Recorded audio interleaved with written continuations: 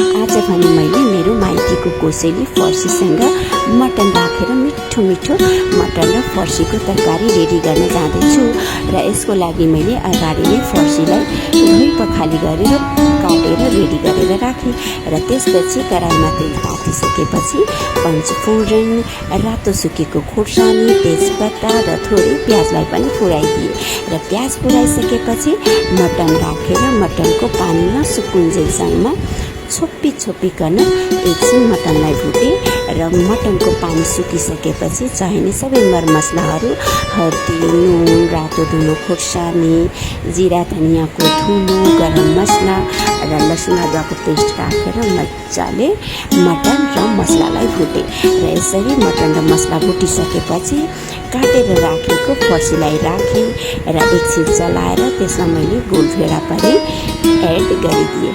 र यसरी गोलभेडा, फर्सी र मटनलाई मजाले एकछिन छोपिकन पकाइसकेपछि मेरो फर्सी र मटनको मिठो मिठो तरकारी पनि अब रेडी।